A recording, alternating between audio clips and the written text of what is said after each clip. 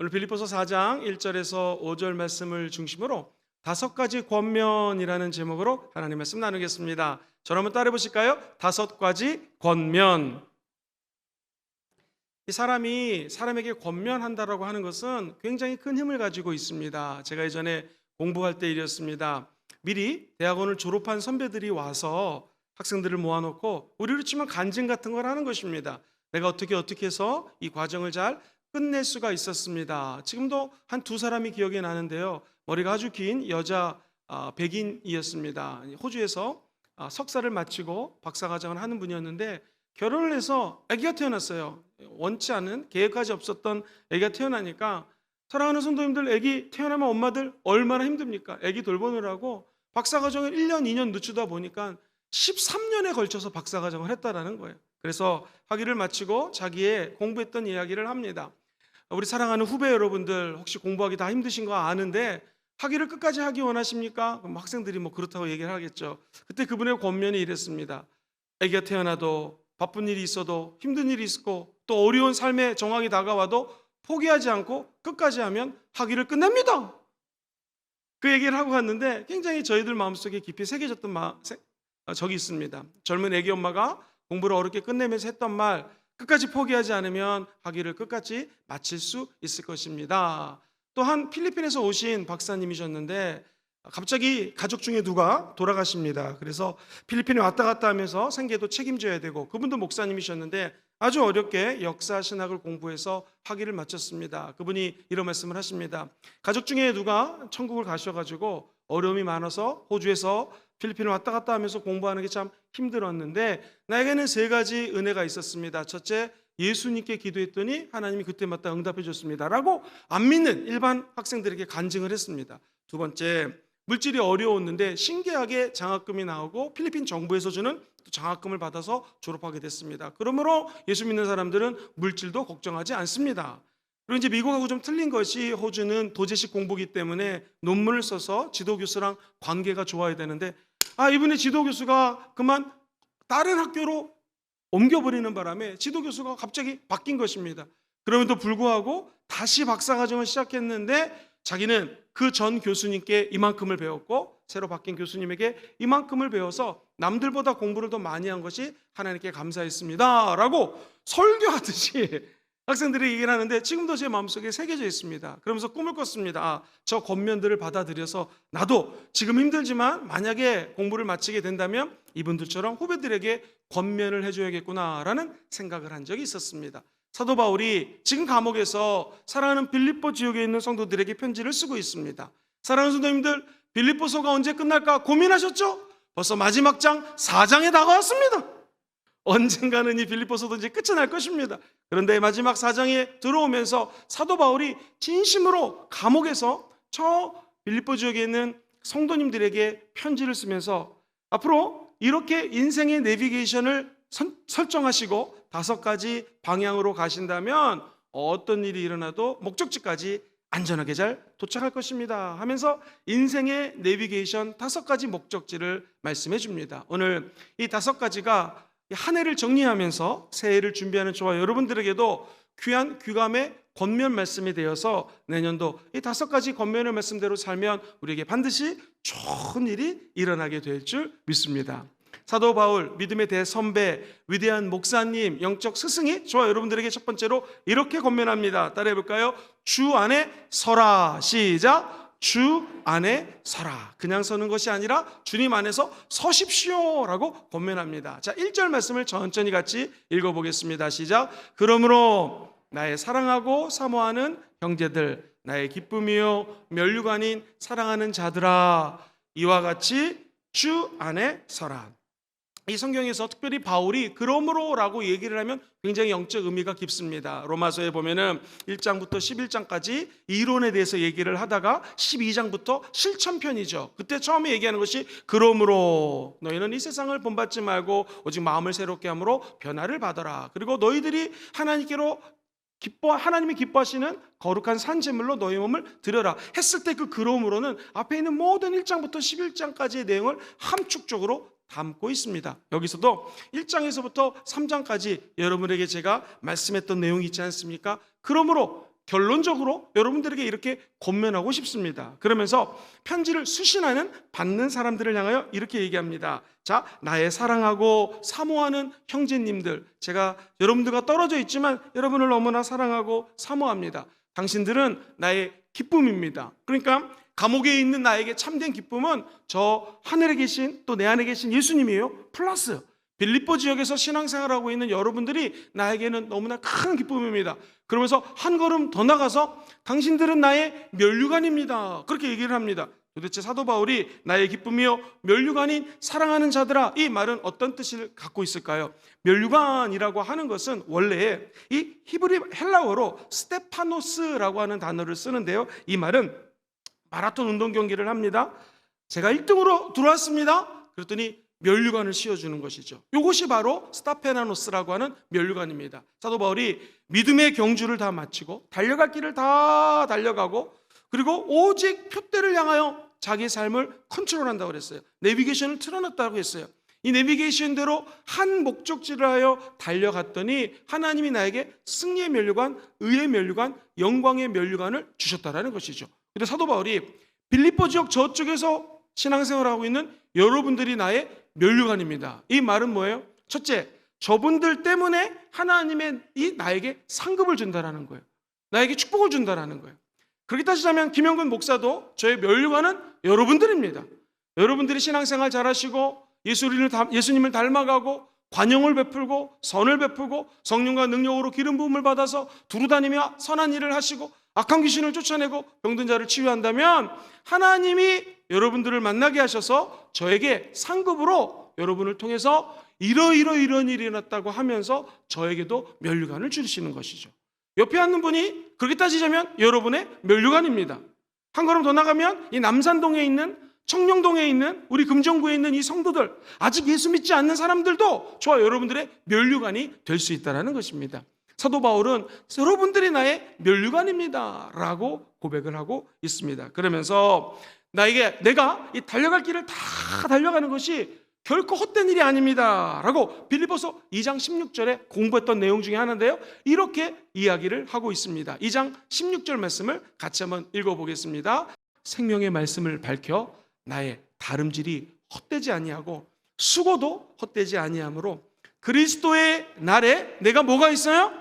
자랑할 게 있다는 거예요. 그리스도의 날은 무엇입니까? 사도 바울은 주님이 자기 죽기 전에 재림할 것을 믿고 있었습니다. 그리스도의 초림, 처음 2000년 전에 예수님이 오시고 언제 오실지 모르지만 재림이 있다고 그러죠. 우리는 초림과 재림 사이를 살고 있습니다. 바울이 그리스도의 날이라는 것은 예수님이 이 땅에 다시 재림하실 때에 나에게 자랑이 있는데, 여러분이 예수를 믿고 첫째 구원을 받았습니다. 성화라고 배웠죠. 점점 예수를 닮아갑니다. 나아가서 성령 충만함을 받습니다. 그리고 하나님 주시는 축복도 받습니다. 재림의 때에 여러분들 때문에 나는 큰 자랑이 되고 상급이 될 것입니다. 아까 얘기했던 것처럼 하나님 간증하는 날이 올 것입니다 라고 사도 바울이 성도님들을 향하여 면류관이라고 박수를 보내고 있습니다. 그렇게 따지면 우리 스모 금정교회에서 신앙생활 하시면서 수고하시는 분들 많으시죠. 또 이 교회가 35년 동안 이렇게 하나님의 은혜 가운데 지속될 수 있었던 것은 여러분들의 수고가 있었습니다. 눈물이 있었습니다. 그때 사도 바울은 고린도전서 15장에 이렇게 하나님의 메시지를 마무리합니다. 그러므로 역시 여기 또 그러므로가 나왔어요. 고린도전서 15장 58절 올려주세요. 그러므로 내 사랑하는 형제들아 견실하며 흔들리지 말고 항상 주의 일에 어떻게 해요? 더욱 힘쓰는 자들이 되라. 왜냐하면 이는 너희의 수고가 주 안에서 절대로 헛되지 않은 줄을 알미라. 할렐루야. 우리 찬양팀 열심히 찬양해 주셨습니다. 성가대가 열심히 찬양으로 하나님께 영광 올려드렸습니다. 우리 안내팀이 봉사하십니다. 이게 수고죠. 봉사하려면 남들보다 먼저 일어나야 되고 먼저 와서 수고해야 됩니다. 쉽지 않습니다. 또 우리 새 가족을 섬기는 분들도 와 계십니다. 각자 자기 삶의 현장에서 예수님 때문에 수고하고 있습니다. 성경은 이야기합니다. 여러분의 수고가 절대로 헛되지 않습니다.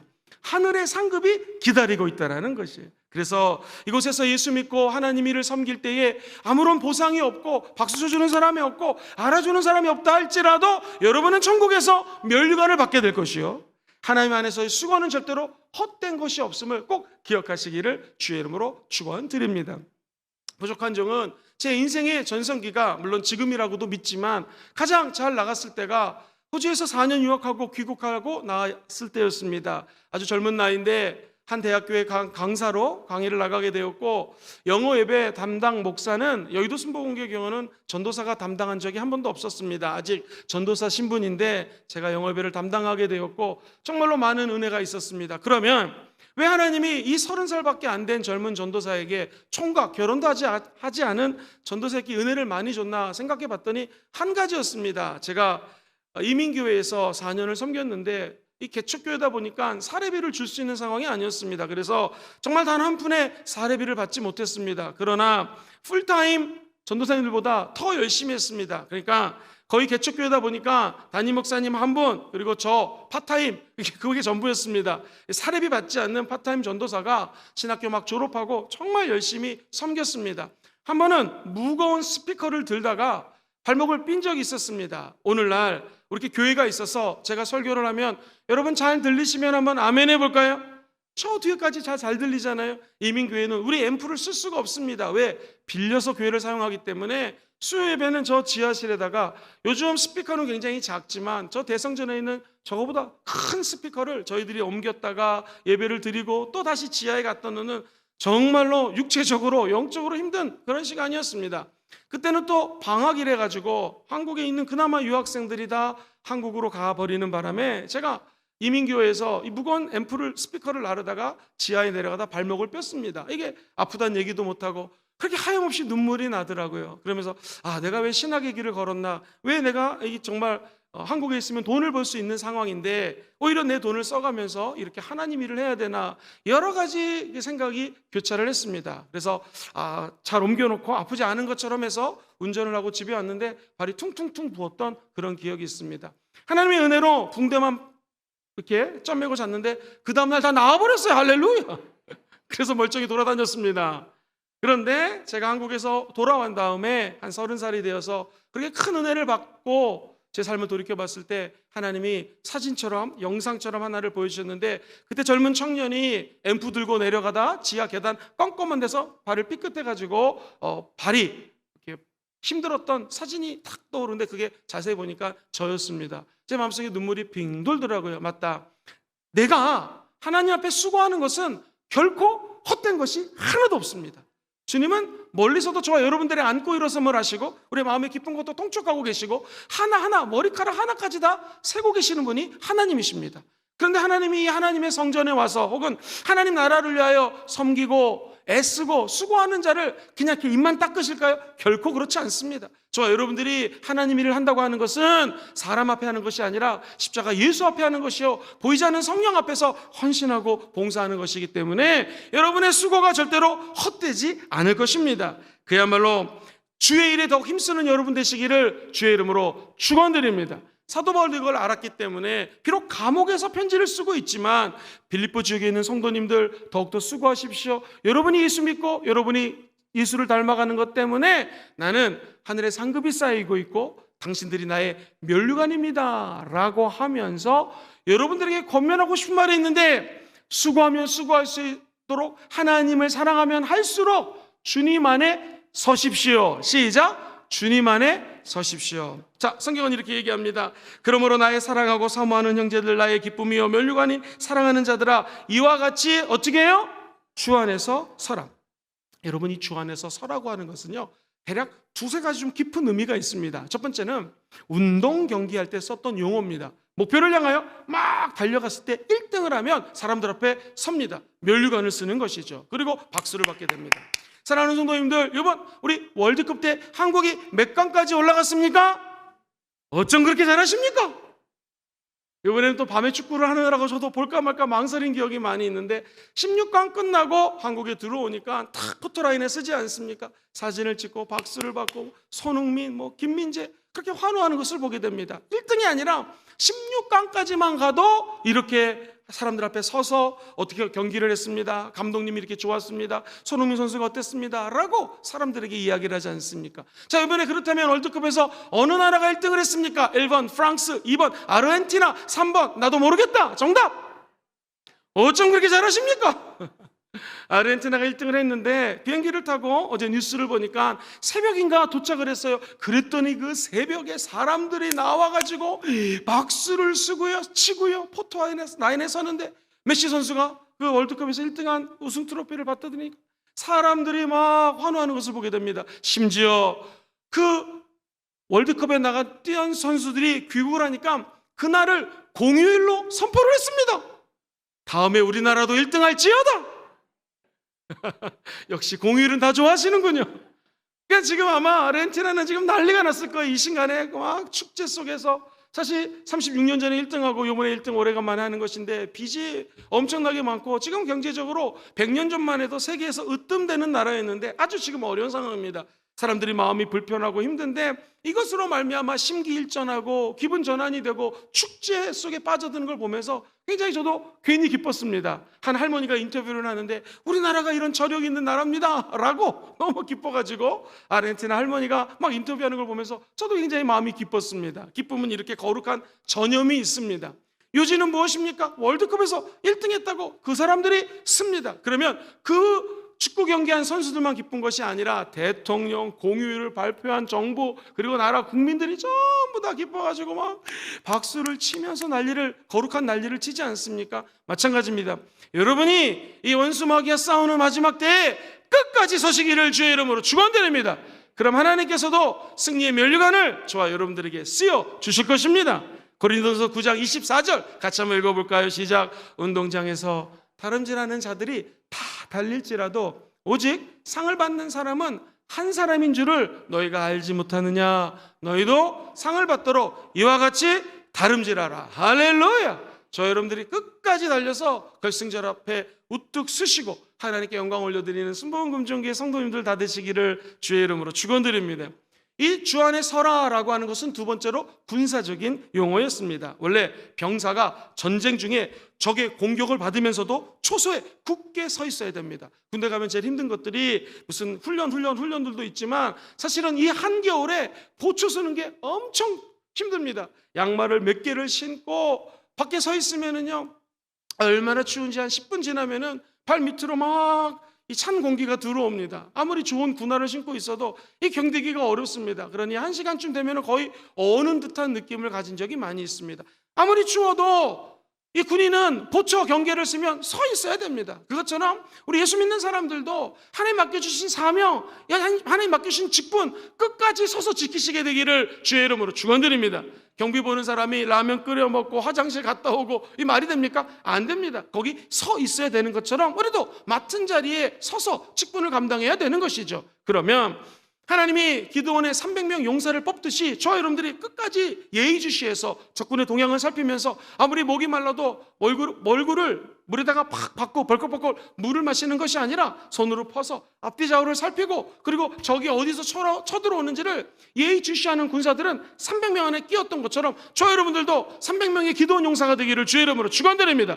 그래서 천국에 가서 주님 앞에 올바로 서서 주님 제가 여기 서 있습니다. 이 땅에서 달려갈 길을 다 마치고 맡겨주신 사명 잘 끝나고 군인으로서 사명 감당하고 죽게 나왔습니다 하면서 주님의 면류관 받는 여러분 되시기를 주의 이름으로 축원드립니다.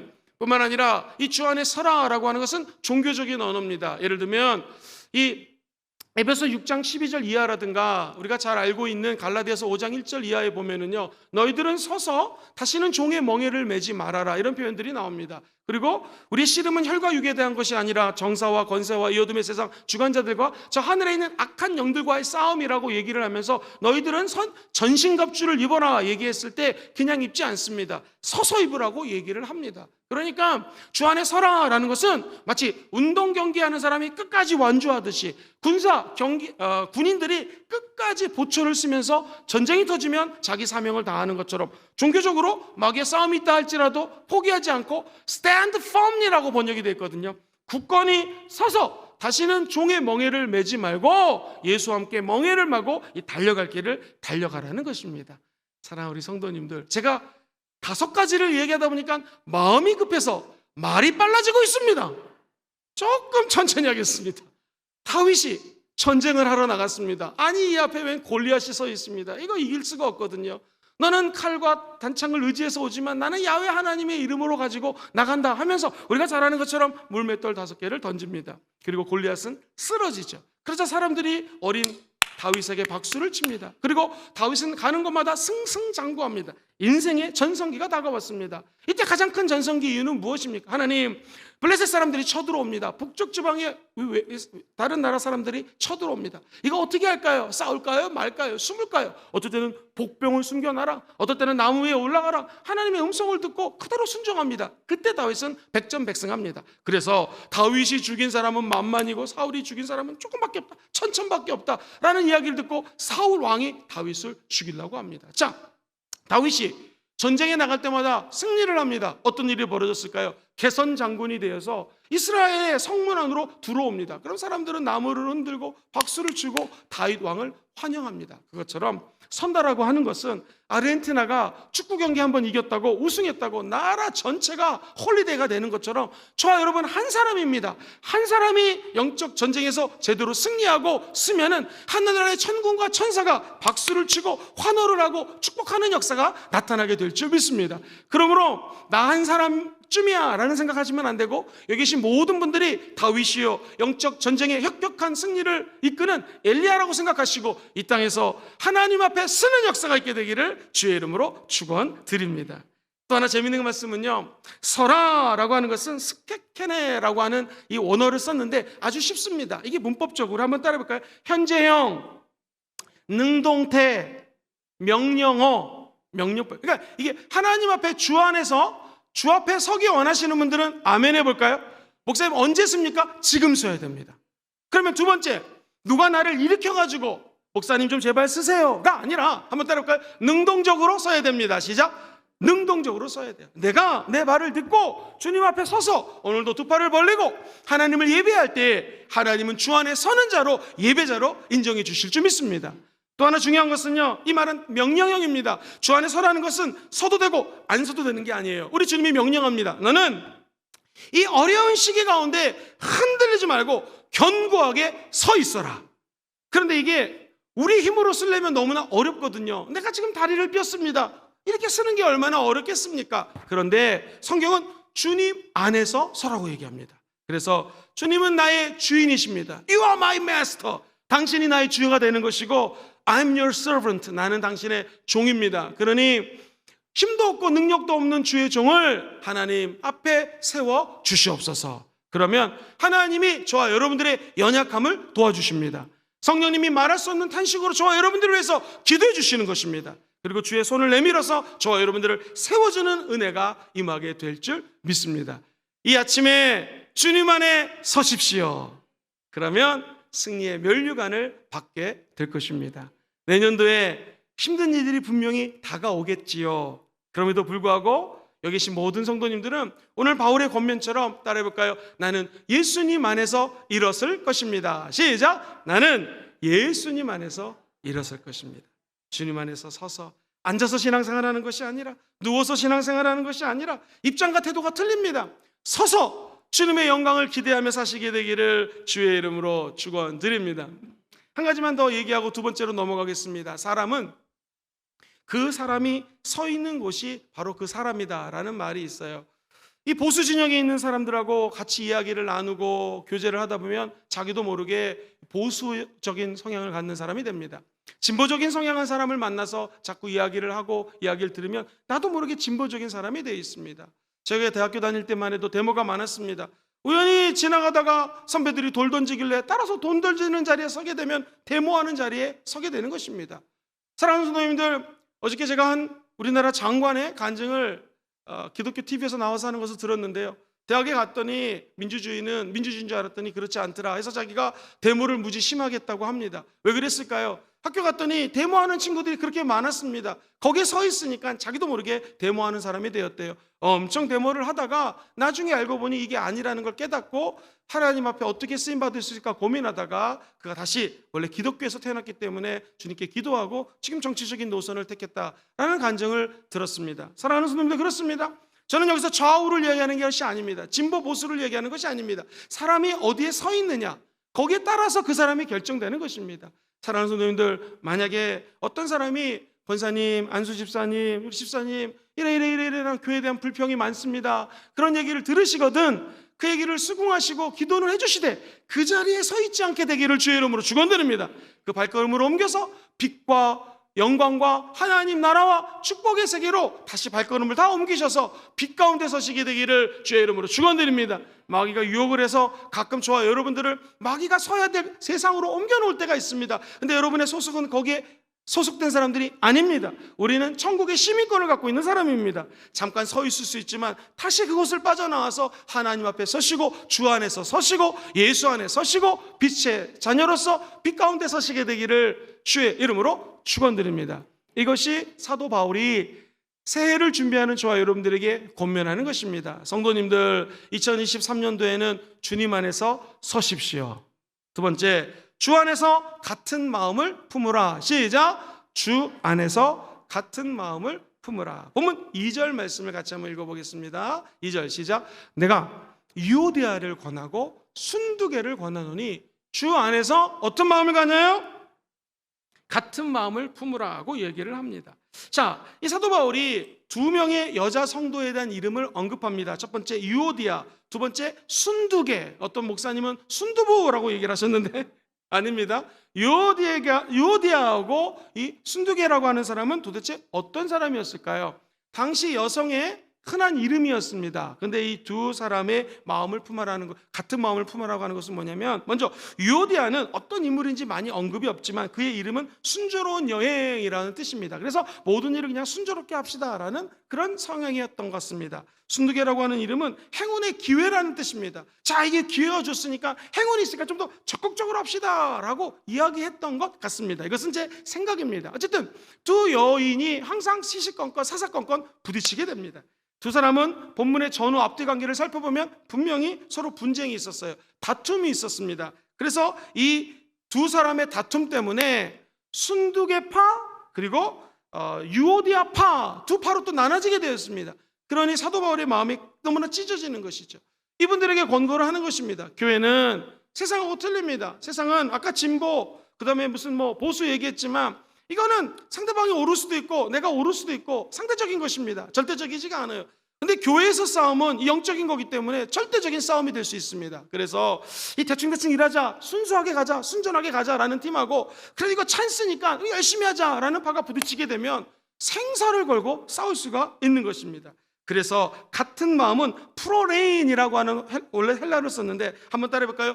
주 안에서 사랑으로 하나 된 마음. 시작. 주 안에서 사랑으로 하나 된 마음. 여러분끼리 두 팀이 싸우다 보면 큰일 납니다. 근데 이쪽 팀도 적극적인 팀도 또 순전하게 가자는 팀도 결국 주님 안에 있지 않습니까? 두 팀이 주 안에서 한 마음을 품으라는 것이 사도 바울의 권면입니다. 이미 빌립보서 2장 2절에서 3절 같이 공부했던 내용에 이렇게 언급을 했죠. 시작. 마음을 같이하여 같은 사랑을 가지고 뜻을 합하여 한 마음을 품어 아무 일에든지 다툼이나 허용으로 하지 말고 오직 겸손한 마음으로 각각 자기보다 남을 어떻게 여겨요? 낮게 여기라는 것입니다. 사랑하는 성도님들, 우리 교회는 이런 분쟁이 없지만 만약에 마귀가 내년도 후년도 미래에 우리 교회에 이런 분쟁을 갖고 온다면 한번 따라해볼까요? 나보다 남을 낮게 여기면 됩니다. 시작. 나보다 남을 낮게 여기면 됩니다. 저는 하나님의 은혜로 교회성장연구소 소장 출신입니다. 그러다 보니 우리나라에 있는 큰 교회들을 다 많이 방문을 했었습니다. 그러면 그곳에 교회가 잘 되고 성장을 한다? 100% 어떤 교회들이었을까요? 거의 100%입니다. 성령의 불로 고집과 불평이 녹아지는 교회입니다. 이쪽 팀 저쪽 팀이 아니라 성령의 불이 임해서 전부 다 녹아 없어지는 거예요. 쇠도 녹고 모든 불순물들이 녹는 것처럼 저는 우리 신봉 금정교회가 이쪽 팀 저쪽 팀 내 편 네 편이 아니라 성령의 불 안에서 다 녹게 되기를 주의 이름으로 축원드립니다. 그러면 분쟁이 사그러지는 것이죠.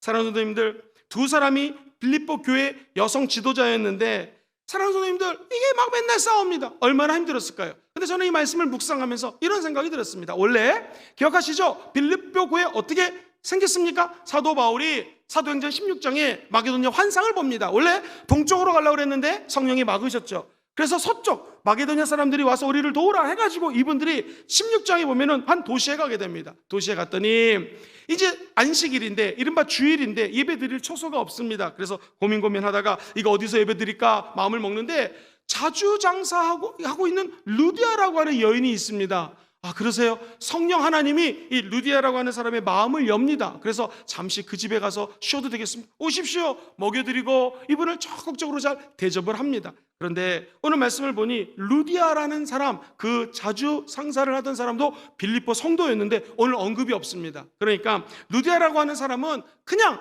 교회를 세우고 하나님의 나라를 열심히 했을 뿐인지 니파 네파에 끼지 않은 것을 보여줍니다. 다시 말해서 충성되이 하나님을 섬겼다는 것을 우리가 알 수 있는 것입니다. 저와 여러분들은 순두개라든가 이런 팔을 나눠서 싸우는 자들이 아니라 루디아처럼 하나님 앞에 정말로 헌신하시고 충성하는 그런 분들이 되시기를 주의 이름으로 축원드립니다. 사랑하는 성도님들, 이 예루살렘 교회에서도 사실은 두 가지 부류가 지금 싸움이 일어났습니다. 첫 번째, 율법주의자라고 일컫는, 아니 우리 전통이 얼마나 중요합니까? 할례 안 받는 거 말이 됩니까? 당연히 할례를 받아야죠. 이래서 할례파라고 얘기하는 율법을 강조하는 사람들이 있었고, 사도 바울처럼 아닙니다. 교회는 오직 복음입니다. 순수 복음입니다. 라고 하면서 복음주의 노선이 있었습니다. 맨날 싸우거든요. 빌립보서도 이런 갈등이 있었습니다. 그래서 사도 바울은 교회는 세상 조직하고 틀리다라는 거예요. 한번 따라해 볼까요? 주님 안에서 한 마음을 품으라. 저 여러분들이 미래 우리 교회에 여러 가지 생각이 다가올 때 오늘 이 권면의 말씀을 받아들여서 주 안에서 모두 다 한 마음이 되시기를 주님의 이름으로 축원드립니다. 모든 불순물들이 성령의 핵발전소에 다 녹이 없어지고 오직 예수 그리스도의 복음을 향하여 달려가는 2023년 우리 순복음 금종교회가 될지어다. 그러면 우리 교회 주님 안에서 좋은 일이 일어나게 될 것입니다. 또 하나, 지금 이 여성 두 팀이 또는 두 지도자가 지금 관계가 안 좋습니다. 그런데 사도 바울이 세 번째로 이렇게 권면을 합니다. 같이 한번 따라해볼까요? 나의 동역자들을 도우라. 시작. 나의 동역자들을 도우라. 자, 3절 말씀 천천히 읽어보겠습니다. 오늘 본문 3절 시작. 또 참으로 나와 멍에를 같이 한 너에게 구하노니 복음에 나와 함께 힘썼던 저 여인들을 돕고, 저 여인들이 누구겠습니까? 아까 얘기했던 두 여성 지도자들입니다. 그렇게 힘들게 하고 교회 문제거리였는데 그 여인들을 도와주십시오. 그러면서 또한부터 같이 한번 읽어보겠습니다. 시작. 또한 글레멘드와 그 외에 나의 동역자들을 도우라. 그 이유가 뭐예요? 그 이름들이 생명책에 있느니라. 할렐루야. 나와 멍에를 같이 한 사람들, 이게 원래 헬라어로는요 동역자라고 번역할 수도 있고요, 우리가 아는 것처럼 저는 시골에서 자라진 않았습니다. 그래서 한 번도 제대로 보지 못했는데 소가 혼자서 멍에를 끼면은 혼자서 일을 하면은 많이 일을 못하니까 옆에 있는 소랑 멍에를 같이 메우게 되죠. 그럼 두 힘을 쓰니 얼마나 힘이 세지겠습니까? 그래서 너희들은 다시는 죄악의 멍에를 묶지 말고 새 사람을 입어서 이제 예수와 함께 멍에를 띄우라는 것이죠. 그래서 예수님도 나의 멍에는 쉽고 가볍다고 얘기를 했습니다. 자, 멍에를 같이 한 자, 다시 말해서 구체적으로 누군지에 대한 견해는 없습니다. 디모데라든가 에바브로디도, 제가 한번 설교했던 누가, 빌립보 성도들, 많은 사람들이 예로 나오는데 확실한 거 하나는 빌립보에 있는 성도들이 같이 나와 함께 멍에를 맨 동역자라는 것입니다. 그리고 그 교회에서 지금 두 사람이 있는데 아마도 많은 학자들이 오늘날 치면은 두 교역자였을 거라고 얘기를 합니다. 아까 그 두 여인들이 다툼이 있다고 합니다. 유오디아와 순두개 두 사람들을 도와주십시오. 그러니까 사도 바울은 감옥에서 편지를 쓰면서 교회의 분쟁을 일으킨 두 사람들도 도와주셔야 됩니다. 왜냐하면 저들이 하나님의 일을 하고 있기 때문에 그렇습니다 라는 것입니다. 사랑하는 성도님들, 되는 교회, 성장하는 교회, 부흥하는 교회를 가면은요 다 실수를 합니다. 그렇죠? 우리 주의 종들도 실수를 하고 미래를 알지 못하기 때문에 예상하고 예측할 뿐이지 내년도에 무슨 일이 벌어질지 어떻게 압니까? 많은 사람들이 예측하기를 내년에는 미국의 금리 인상 때문에 경기가 둔화될 것이고 금리가 많이 뛰었기 때문에 집을 산 사람들도 팔고 매도하고 매수하는 것이 어려울 것이고 아주 헛걸음적인 얘기만 합니다. 미래를 예측할 뿐이지 어떻게 될지 아무도 몰라요. 그러면 우리 인간은 실수를 합니다. 그러나 되는 교회 가면은요 이런 문제아들이 있다 할지라도 박수를 보내주고 도와주라는 것입니다. 왜냐하면 사람이 잘못한 것을 끄집어내고 그것을 뜯어내리려고 하면은요 그것은 어떤 교회든 조직이건 사회든 잘 될 수가 없습니다. 그러나 부족한 게 있어도 잘하는 것을 칭찬해주고 그 사람을 격려해주면 그 교회는 잘 되게 되어 있습니다. 한 가정을 보십시오. 여러분의 남편이, 여러분의 아버지가 나쁜 점만 있을까요? 아닙니다. 우리 아버지는 가족을 위해서 최선의 노력을 다하는 거 있지 않습니까? 그거를 박수를 쳐주면 아버지들은 살아나게 되어 있습니다. 우리 어머니가 저 여러분들에게, 자녀들에게 상처 준 거 있겠죠. 그러나 어머니 이름만 떠올라도 우리에게 잘해준 게 얼마나 많이 있습니까? 그것을 감사하면 어머니의 마음은 너무나 행복한 거죠. 여러분의 자녀들 분명히 문제도 있을 것이고 마음 상하게 한 것도 있을 것입니다. 그러나 우리 자녀 때문에 행복했던 순간이 얼마나 많이 있습니까? 그것을 박수 쳐주고 감사하고 기뻐하면 그 집안은 잘 되게 되는 것입니다. 마찬가지입니다. 교회는 어떻게 하면 잘 될까요? 나하고 맞지 않는다고, 그리고 나하고 틀린 생각을 갖고 있다고 얘기하면 안 됩니다. 입은 다물고 기도합시다. 시작! 입은 다물고 기도합시다. 기도하면 됩니다. 천국 가신 우리 부산의 수영로 교회 정필도 목사님, 천국 가시기 전에 한 6시간을 깊이 심층 인터뷰를 한 적이 있었습니다. 목사님 연세가 많은 원로 목사님이신데도 한 6시간 가까이 숨을 헐떡거리시면서 막 저희들에게 해주고 싶은 얘기가 너무 많은 거예요. 근데 목사님 몇 가지가 기억이 나는데 그 중에 하나가 이겁니다. 김 목사, 내가 목회를 해보니까 교회는 문제가 항상 생기더라. 근데 우리 교회에서 내가 맨날 가르쳤던 것은 문제가 생기면 장로님들부터 절대로 이 문제를 이야기하면 안 된다고 가르쳤다라는 거예요. 문제를 이야기하는 것 대신에 뭐 해야 돼요? 기도하자고 가르쳤다. 그러니까 그 전통이 남아 있어서 그 교회는 후임 목사님이 갔는데도 문제가 왜 없겠습니까? 큰 교회일수록 바람 잘 날이 없죠. 맨날 문제가 터지는데도 문제를 이야기하지 않고 기도하기 시작합니다. 그러면 문제가 사그러지는 것이죠. 사랑하는 성도님들, 2023년도 우리 교회뿐만 아니라 여러분 가정에, 우리 대한민국에, 나가 전 세계에 어떤 일이 벌어질지 모릅니다. 확실한 거 한 가지, 문제가 생길 수 있습니다. 그러나 우리가 문제를 이야기하는 것이 아니라 문제 가운데 역사하시는 하나님께 얘기하십시오. 그것이 기도지 않습니까? 우리가 예배를 드리면서 앞으로 세상에 살면서 또 세상에 살다가 문제 가지고 왔죠. 그 문제를 사람에게 이야기하고 다니는 존재가 아니라 저와 여러분들은 하나님께 기도하는 사람들입니다. 그게 교회에서 열심히 일하는 사람들이 실수를 했어요. 문제를 일으켰어요. 우리 교회는 이런 일이 없지만 UOD아파, 순두개파가 나눠졌어요. 이때 우리가 입을 막 떠들고 여기는 순두부파, 여기는 유부두부, 아이고 몸파 하지 마시고 기도하시기를 주의 이름으로 축원드립니다. 그래서 사도 바울은 이 두 분까지도 위해서 기도하라는 거예요. 다시 한번 우리 3절을 읽어보겠습니다. 본문 3절 천천히 읽어볼까요? 시작. 내가 또 참으로 나와 멍에를 같이 한 너에게 구하노니 복음에 나와 함께 힘쓰던 저 여인들을 돕고 또한 글레멘드와 그 외 나의 동역자들을 어떻게 하라? 도와주라. 왜 그럴까요? 그 이름이 지금 어디에 적혀 있어요? 생명책에 있다는. 생명책은 지금 요한계시록에는 7번 나오는데 말 그대로 하나님이 구약에서 시편 139편 말씀처럼요, 엄마 뱃속에 잉태하기 전부터 저와 여러분들을 알고 보셨고 저와 여러분들을 하나님의 생명책에다가 이름을 기록했다고 적혀져 있습니다. 그것이 계시록에 7번 나오거든요. 우리가 이 땅에 그냥 사는 것 같지만 삶의 정황 하나하나가 영적으로 다 녹화가 되고 있어요. 그래서 천국에서 다 우리 일거수일투족을 보고 있습니다. 힘들고 어렵고 수고하지만 끝까지 이 길을 달려가십시오. 마음에 안 드는 사람들이 나타나고 이쪽 저쪽 싸움이 터졌지만 끝까지 그분들을 위해서 기도하십시오. 그러면 생명책에 여러분의 이름이 기록됩니다. 나의 이름이 기록됩니다.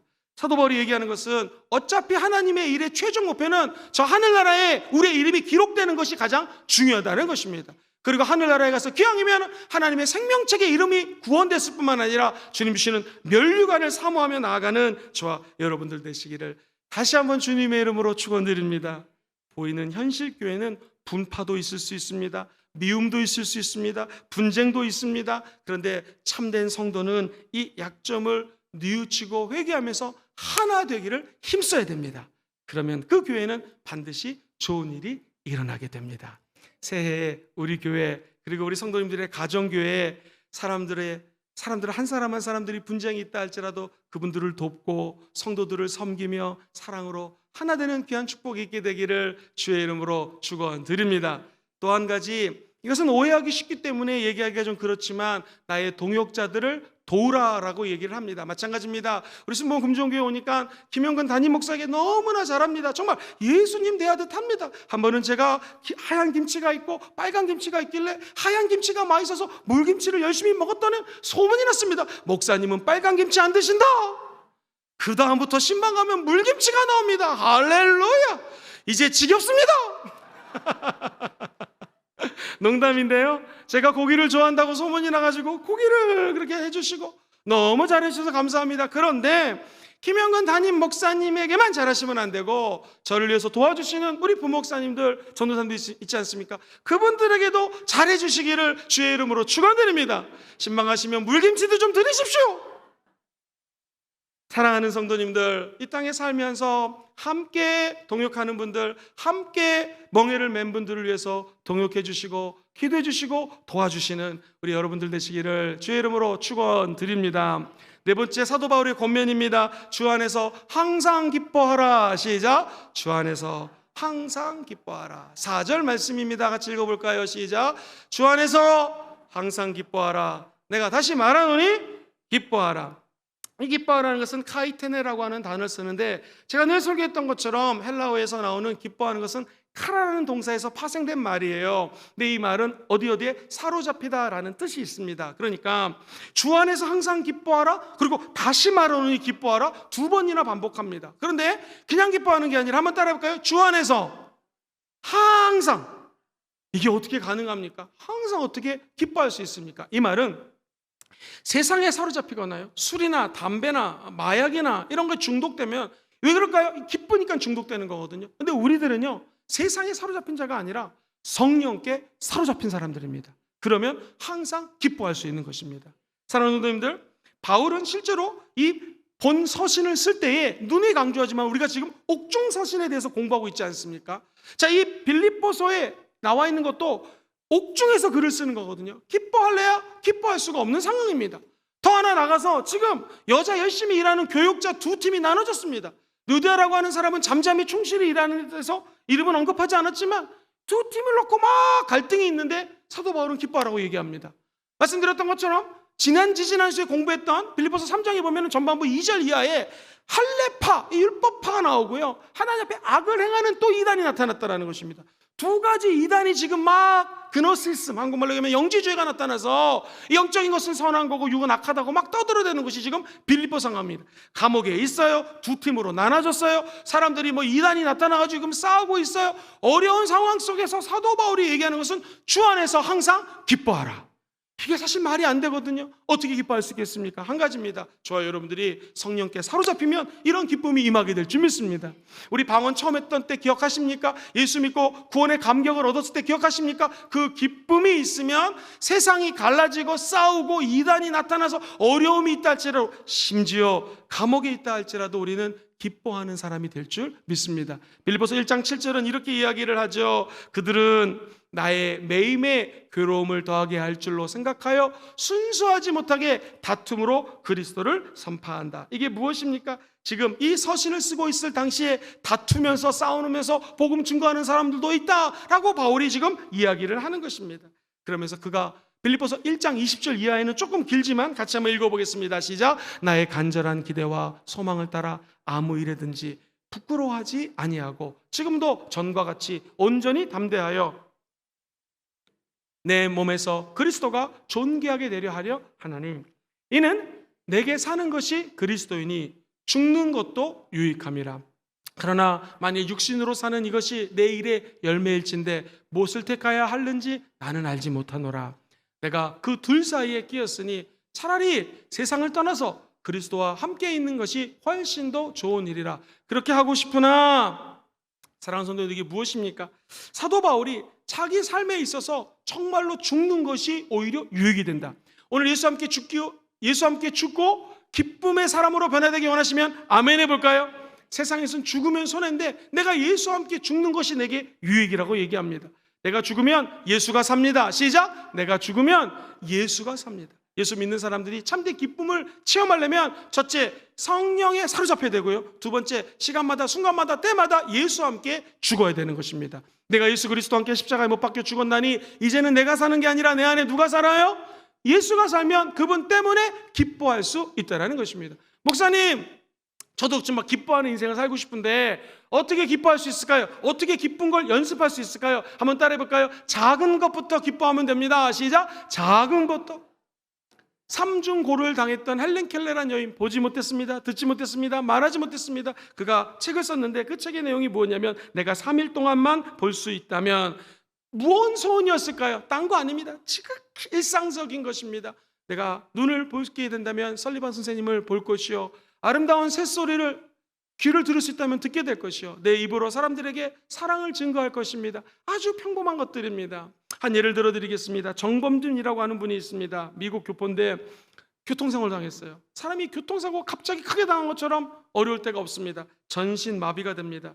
그런데 각고 노력 끝에 미국 브루클린 경찰청의 부장 검사까지 올라갑니다. 이번에 간증집을 읽어봤던 기억이 있는데, 내 평생의 소원이 뭐였냐면 화장실에 가서 소변 한번 제대로 보는 게 소원이었다라는 거예요. 왜냐하면 전신이 마비가 되니까, 여러분 소변 보려고요, 화장실에 가서 2시간 동안 싸운다라는 거예요. 가야지, 앉아야지, 소변 봐야지, 다시 일어나서 2시간 넘게 소변을 봤다라는 거예요. 그러면서 이 평상시가 얼마나 감사했는지를 깨닫는다라는 것이죠. 사랑하는 성도님들, 저와 여러분들이 정말 주 안에서 기뻐하기 원하시면 아멘 해볼까요? 작은 것에 감사하면 됩니다. 오늘 눈이 있어서 볼 수 있는 거 감사하시고, 특별히 우리가 눈이 있어서 성경 읽을 수 있는 거 감사하시고, 오늘 목사님 설교할 때 들을 수 있는 거 감사하시고, 그래서 우리가 건강하기 때문에 이 예배당에 모인 거 정말로 하나님께 기뻐하시기를 주의 이름으로 축원드립니다. 이렇게 살았던 사람을 소개합니다. 하박국 선지자가 한 3장 17절에 이렇게 노래합니다. 같이 한번 큰 소리로 읽어보겠습니다. 어떻게 사는 것이 작은 것에 기뻐하며 사는 것일까? 시작. 비록 무화과 나무가 무성하지 못하며 포도나무에 열매가 없으며 감람나무에 소출이 없으며 밭에 먹을 것이 없으며 우리의 양이 없으며 외양간에 소가 없어도 나는 야훼로 말미암아 즐거워하며 나의 구원의 하나님으로 말미암아 기뻐하리라. 할렐루야. 감람나무 소출이 없고 우리에 갔더니 양도 없고 소도 없고 먹을 것도 없고 되는 거 하나도 없어도 나는 누구 때문에 기뻐해요? 야훼 하나님 때문에 기뻐하리라. 그래서 저와 여러분들이 천국 가는 날까지 우리 하나님만 바라보시고 기뻐하는 여러분 되기를 주님의 이름으로 축원드립니다. 좋은 설교자는 5가지를 준비했더라도 시간이 되면 4가지로 끝냅니다. 같이 한번 4가지를 마무리해 보겠습니다. 사도 바울이 새해를 준비하면서 4가지 권면을 주십니다. 첫 번째 한번 따라해 볼까요? 주 안에 서라. 두 번째, 주 안에서 같은 마음을 품으라. 세 번째, 나의 동역자들을 도우라. 나의 동역자들을 도우라. 마지막 4번째, 주 안에서 항상 기뻐하라. 할렐루야. 이 4가지 권면의 말씀 가지고 2023년 대망의 새해에 그리스도 이름으로 승리하시게 되기를 주의 이름으로 축원드립니다. 두 손을 불끈 쥐고 맨 끝에 동사만 외쳐보겠습니다. 나는 주 안에 서겠습니다. 나는 주 안에 서겠습니다. 주 안에서 같은 마음을 품습니다. 주 안에서 같은 마음을 품습니다. 내 하나님의 동역자들을 돕겠습니다. 하나님의 동역자들을 돕겠습니다. 주 안에서 항상 기뻐하겠습니다. 주 안에서 항상 기뻐하겠습니다. 할렐루야. 그대로 될지어다.